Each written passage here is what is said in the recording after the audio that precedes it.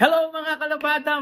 Magandang araw po sa inyong lahat. This is Rogelio Tapang with Laundrypreneur. And today, napaka-exciting po ng ating pag-uusapan. Alam niyo naman, nag-feature po tayo dito ng mga iba't ibang technology sa laundry para lalo pang lumawak at lumawig ang inyong laundry business.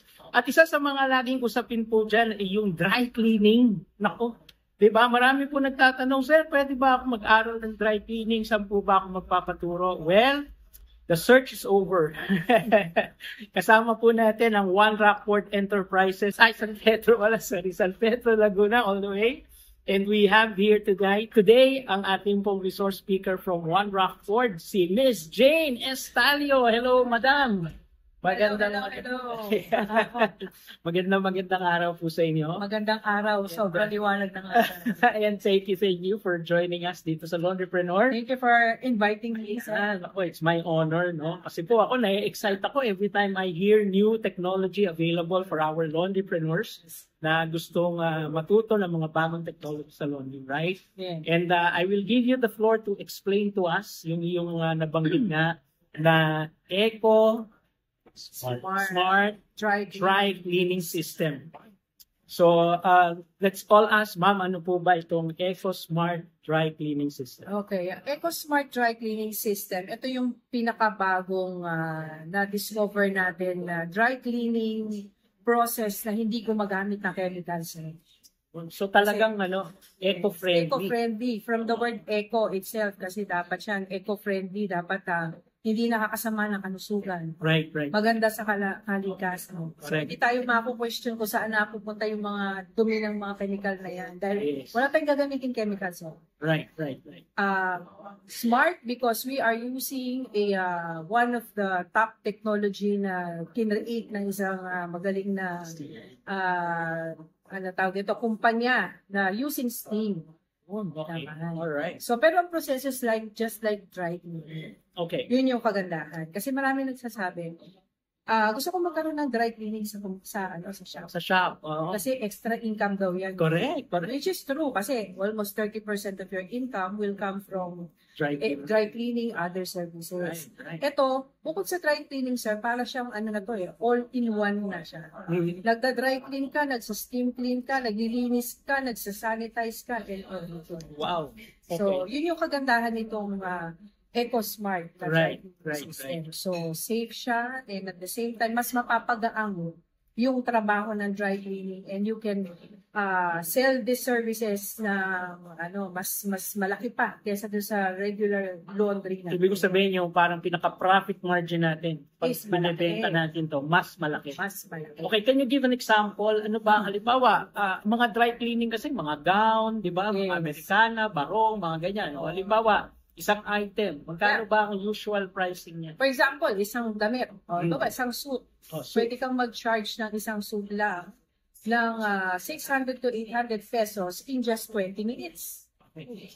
Unlike sa mga wash, dry, and fold na ginagawa natin regular laundry, magbabayad ka ng 200 pesos or 180 pesos, pero you have to wait for almost 2 hours or 2.5 hours bago mo ma-process.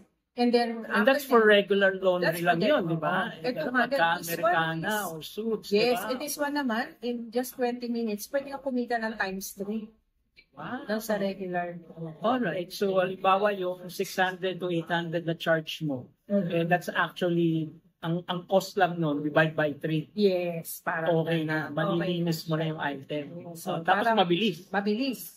So, actually, pwede nga siya stand-alone negosyo eh. Yun na nga eh, yun nga iniisip ko eh, pwedeng stand-alone. So, kung wala ka pa masyadong ganong income para sa malalaking machines, ito na lang muna. Ito muna tayo. So, unti-unti. And then, this will help also na ma-encourage din yung ibang mga kalabada natin sa negosyo, na mas ma-expand nila yung kanilang negosyo. Hindi lang regular wash, dry, fold. Ang kagandahan nito, sir, yung beauty ng ating dry cleaning o EcoSmart na dry cleaning system. Sabi dito, it refreshes. Okay. It sanitizes up to 99.9% parang Wow. isopropyl alcohol. Diba? Nagtira pa nga. Oo, Nagtira pa ng 0.9 0.01. pa. Diba? Okay. We can also process yung mga pantalon. Okay. Pag pinasok mo siya sa loob ng machine na to, para ka na nagplancha. Wow. Lalo na yung mga nauusong crease na ganyan, diba? Yung mga sinaunang panahon. Right. Yan, okay. And then, because of the moving hanger na ginagamit natin dito, winawas-iwas niya yung dumi. Okay. Yung lint, lahat, alikabok, pawis, and it refreshes Okay. the garments inside. And then, meron din siyang dehumidifying function. Alright. Lalo na kung yan yung nakapasok sa isang loob ng isang shop na naka-close. Oo. So, importante yan. Yes. Dehumidifying yan. And then, gentle ito sa mga garments. Okay. So, hindi siya nakakasira. Hindi kasi parang regular washer na talagang Parang ginahanap. natatapon siya sa loob. So hindi gano'n. Yes, hindi ganun. Ito, ang movement niya is left and right. Okay. And then, ginagamitan nito ng paglilinis using steam, which alam natin na ang steam ay isa sa mga kumbaga agent ng paglilinis ng mga or pagpatay ng mga bacteria. Sanitation, diba? Sanitation. Tama. Yan. So, Correct, yun ang correct. kagandahan. Okay. So, this technology will allow kahit yung mga regular laundry shop owners natin Yes. na idagdag itong service na to, technology-based, Yes. diba? Tapos eco-friendly, right? And again, malaki ang potential income. Yes. Malaki ang potential income. Yun ang maganda dito, mga kalabada, no? So, I'm very excited dahil One Rockford will be coming up with an event, no, na kanila po ituturo yung mga ins and out, yung sikreto. Kasi marami po sa mga laundry groups nagtatanong saan ba makakapunta for dry cleaning services. I mean, yung magpapaturo sila ng dry cleaning, di ba? So, ngayon, nandito na. Okay, so again, I'll give the floor to Ma'am Jane for the last time to invite you kung kailan, saan, at paano nyo sila mapapunta. Yes. Okay. We're inviting everyone. Abangan nyo yung post namin, but yung aming tentative schedule is October 16, Okay. which will be held at San Pedro, Laguna. So we will post po sa Facebook page namin yung venue and oras kung about the dry cleaning workshop. All right. Well, anyway, we will also post here sa Laundrypreneur lahat po ng details para po lahat ng interested can also come and join you. It's coming October 16. Yun ang ganda po.